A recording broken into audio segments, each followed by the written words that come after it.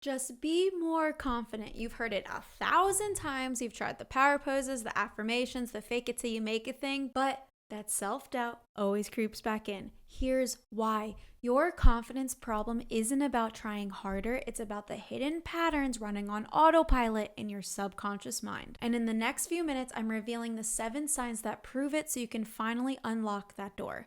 Hi, welcome, hello, I'm Adriana. I'm a certified clinical hypnotherapist, and I help women uncover the subconscious blocks that are standing in the way of being confident and having deep self-trust. And if you're here, you're probably used to that roller coaster of high hopes followed by the crushing self-doubt.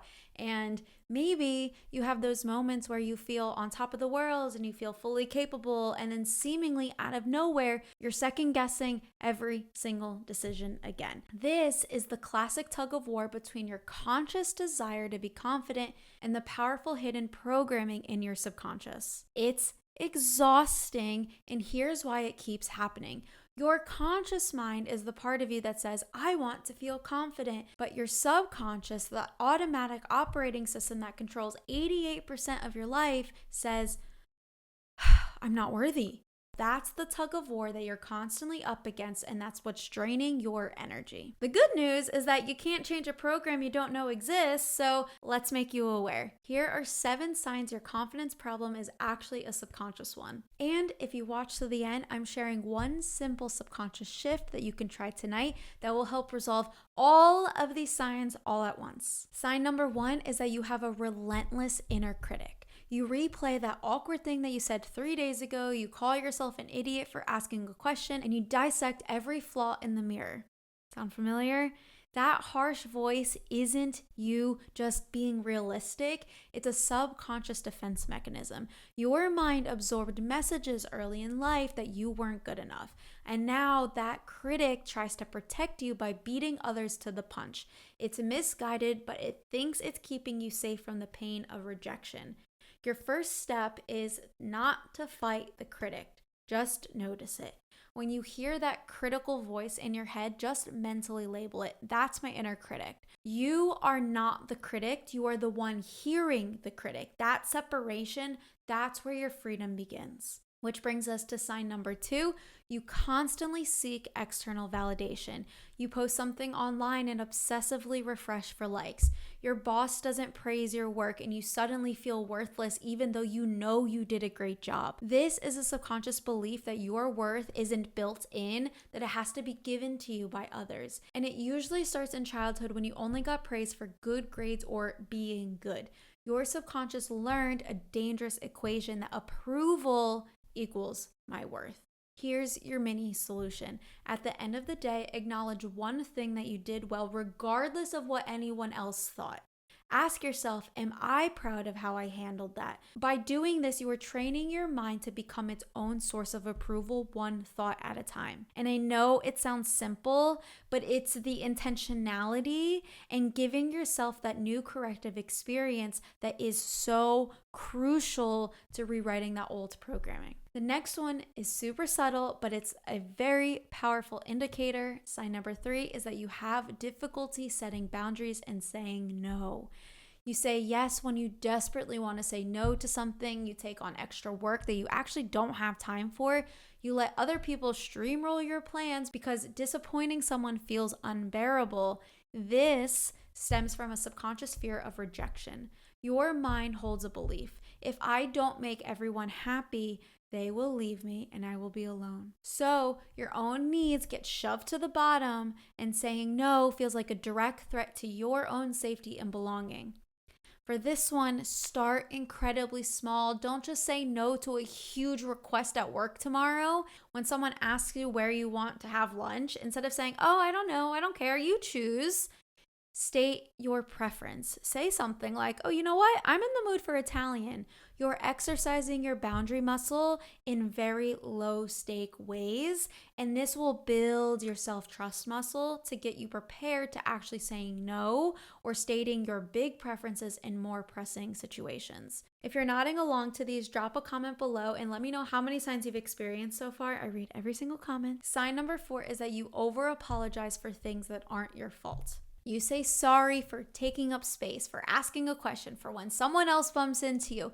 If this sounds familiar, you're dealing with a deep-seated confidence issue coming from the subconscious. Excessive apologies show a subconscious tendency to take on responsibility for everything, including other people's feelings. It's a way to preemptively shut down conflict, but at its core, you're saying, please don't be mad at me. I'll take the blame so that way we can keep the peace. Here's what I want you to try. Replace sorry with thank you.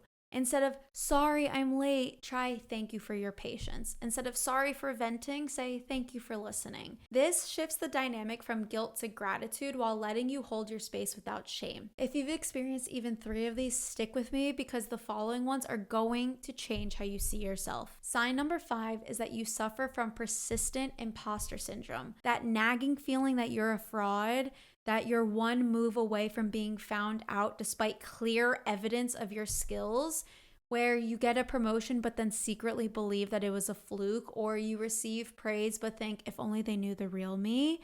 This is a subconscious conflict. Your conscious mind sees proof of your confidence, maybe the degrees, maybe the successful projects, maybe the glowing feedback, but your subconscious runs an old program that says, I'm not truly capable, or I don't belong here. This belief often comes from early experiences where your achievements were either downplayed or you felt like you never really measured up. For this one, become a collector of hard evidence. Start a brag file or a success journal. So when you get a positive email from a client, save it. When you solve a really tough problem, write it down and write exactly what you did. You're collecting a report of cold, hard facts to pull out when that feeling of being a fraud strikes. Now, the next sign might be the hardest one to spot within yourself. Sign number 6 is that you are chronically indecisive. You agonize for 20 minutes over which toothpaste to buy. You text 3 friends for an opinion on an outfit before you feel comfortable leaving the house. This paralyzing difficulty reveals a profound lack of trust in your own judgment. It's rooted in a subconscious fear of failure. The hidden belief isn't just, I might make a bad decision. It's, if I make a bad decision, it proves I'm incompetent. Every choice, no matter how tiny, becomes a high-stakes test of your entire worth. So for this, practice making low-stakes decisions and accept the outcomes. Choose a meal at a restaurant in under a minute. Pick a movie without polling your entire house. Prove to your subconscious that a less than perfect choice is not a catastrophe. You chose the pasta and it was just okay. That's fine. You survived. It's okay. That's the new messaging we're trying to get into the subconscious. And the sign most people miss completely is sign number 7. You avoid eye contact and hide your vulnerability. Avoiding direct eye contact, having closed off body language like folding your arms, or constantly masking your real feelings behind a forced smile or a joke. These are nonverbal cues that reveal your subconscious fear of being truly seen. Your deep down programming tells you that if people see the real you with all your perceived flaws and insecurities, that they will judge you and reject you. So avoiding eye contact is a primitive way to try and hide.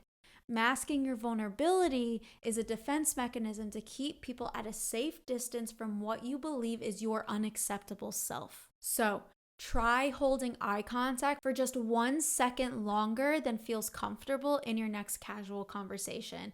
It can be with a friend or with a family member or with the cashier at the grocery store. This sounds small, but this small act of gentle courage sends a powerful message to your subconscious that says, I am willing to be seen and I am okay when I'm seen. This is so important if you want to reprogram those old stories and unlock a deeper sense of confidence. So if you recognize yourself in 3 or more of these signs, I've created something a little special for you. It's a trust yourself guided rewire session that works directly with your subconscious so that you can start reprogramming the root cause of these beliefs on a subconscious level. So the link is in the description. It is a free recording for you. So go ahead, download that. And just recognizing yourself in these 7 signs shifts the problem from there's something wrong with me to I'm running a program that no longer serves me. And the beauty of programs is that they can be updated. And awareness is what gives you the power to start the reprogramming process. So if you want to dive deeper into how to reprogram, I have this other video for you. It gets into the how these mental codes get written and gives you a concrete 4-step process to reprogram your mind for stronger confidence and deeper self-trust. So I will see you over in that video.